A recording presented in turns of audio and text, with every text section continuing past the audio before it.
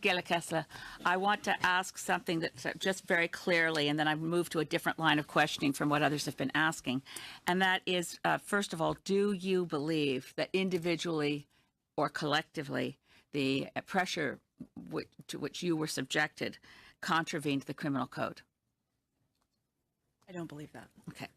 Mike, there are a lot of power relationships we've been discussing, and most of the questions have gone to the power relationships around political actors, the chief of staff, the principal secretary of the prime minister, your role as both two hats, judicial hat and cabinet hat.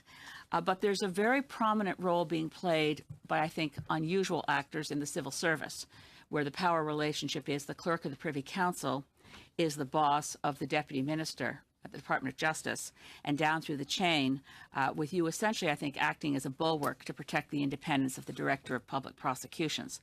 What I wanted to go back to in your testimony, there are a couple of places where you mentioned some things, and I wondered if they were concerning to you, and if so, why. So in chronological order, you mentioned that on September 7th, the deputy minister was able to have certain sections of the Section 13 notice read aloud to her, but she did not want to receive or be given a copy of it. Was that in any way concerning to you? It's included in your testimony. I just wanted to pursue it.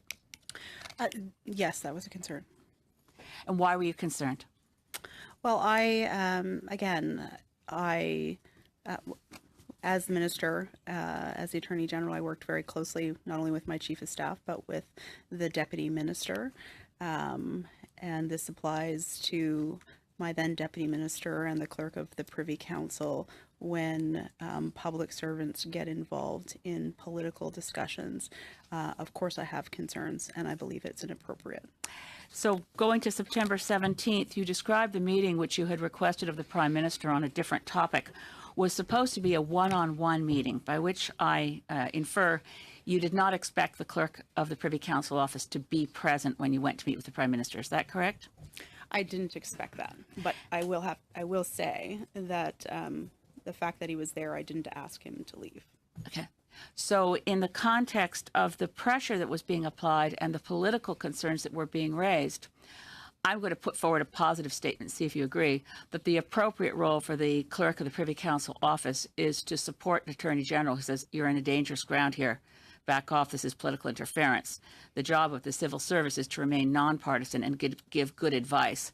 Did you think the clerk of the Privy Council was behaving appropriately in applying political pressure to anyone in this case?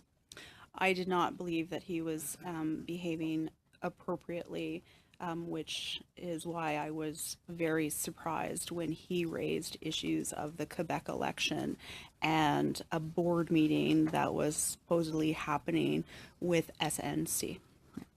Do you believe that the clerk of the Privy Council appeared to be placing your Deputy Minister of Justice under pressure that could have affected her confidence in her job security?